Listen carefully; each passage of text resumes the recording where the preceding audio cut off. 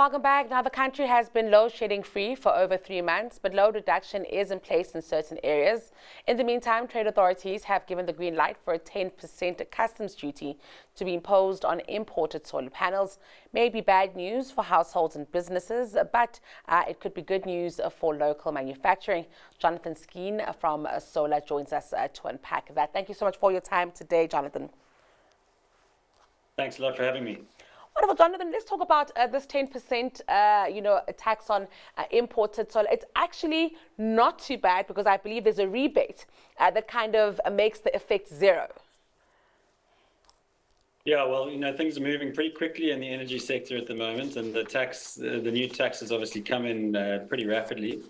Look, I mean, we've got to look at it in the context of where the solar prices are, and there's been just a fundamental decline and a continuing decline in those costs over more than a decade. When we first started installing solar projects 10 or 15 years ago, the cost of solar was more than double, probably actually 6 or 7 times more than it is now. So yeah, the tax is not gonna derail the industry. Obviously, every extra little bit of cost though is a potential can be a little bit of a deceleration in our ability and in other entities' ability to tackle load shedding. So, of course, we know that in South Africa, the solar industry is made up of installers. But how much of the installers are importing versus those that are, producing the panels locally? There is some local manufacturing, but really the dominant manufacturer of panels in the world the dominant manufacturers are based in China. China's government has obviously been extremely supportive of manufacturing, not just in solar, but across different sectors, and they've created a very dominant position in manufacturing of those panels.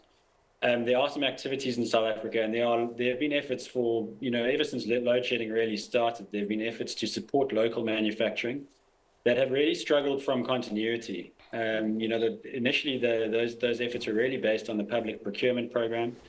And if the early gains, I suppose, of that public procurement program in developing capacity and demand had been continued, we may well have seen more local manufacturing. Unfortunately, that's not how it happened. That became a very lumpy market. Our business also had to react to that and adapt to that. And the result is that the manufacturing is really predominantly overseas.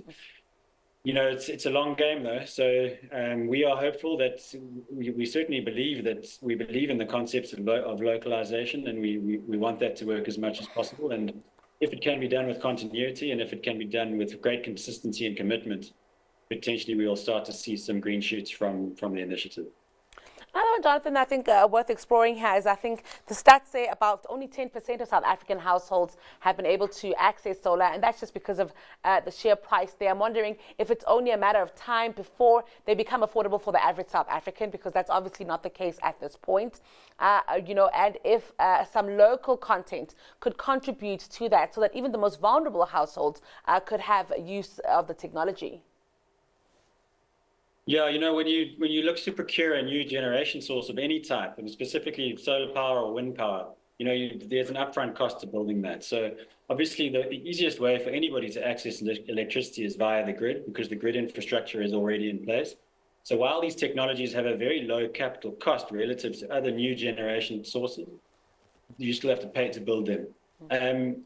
Really, I think the access is really going to be driven more by the way that the market is opened up and the way that people can access power, not just necessarily by putting solar on their roofs, but also potentially by buying solar from the grid. And there's a huge amount of market reform heading in that direction. There's the opening of the market. There's a lot of new energy traders that are moving into the sector. So it's really a combination of both. I don't see that local manufacturing the benefits of local manufacturing are going to be job creation, skills development, and greater economic growth. It's not necessarily going to solve the problem of access, though. I think that needs to come from elsewhere. I absolutely understand that. Now, of course, we know that legislation has also been moving quite a bit there. We have the Electricity Regulation Amendment Bill. Let's talk about that as well and how it does give rise to this transition, the day-to-day, because, of course, legislation is always a big picture view, Jonathan, but you play in the industry and you're able to really see how the day-to-day developments are playing out. Yeah, well, that's really true. You know, we really are at the coalface of a lot of the stuff. We built really the first large projects that are wheeling power to the grid on a sort of utility scale basis using renewable energy generation.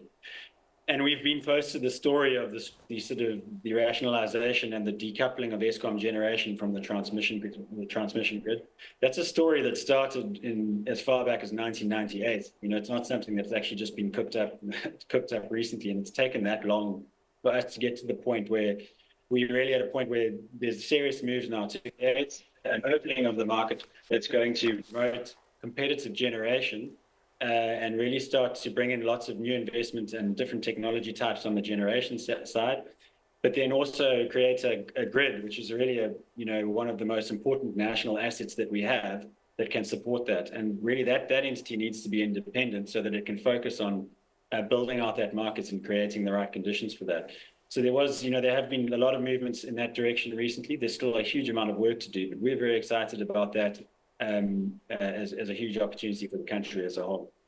Also, from an innovation perspective, what we are also seeing is as we grow and as we develop, the technologies are advancing very quickly, and what might be very relevant today could actually be not so relevant in 2 years' time, Jonathan. I'm wondering how to manage this, specifically for a country like South Africa, where we're still trying to build our renewables capacity. We're still trying to get it right, unlike other markets where, they've been at it for quite a while, and for them it's just an upgrade here and there.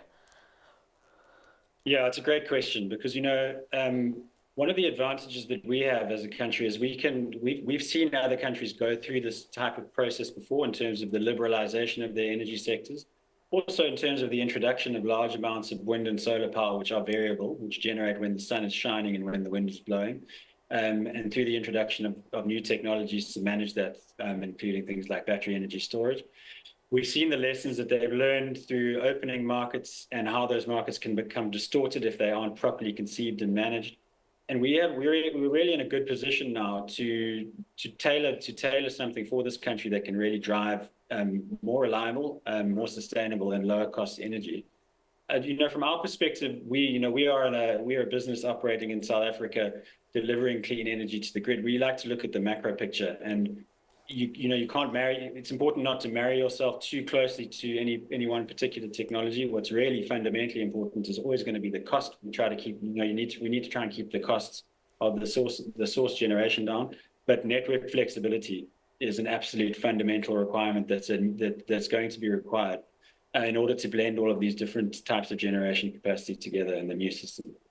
Well, this has been a very interesting conversation, Jonathan. Thank you so much for taking us through it. That was the Managing Director of Commercial at SOLA. That's Jonathan Skeen.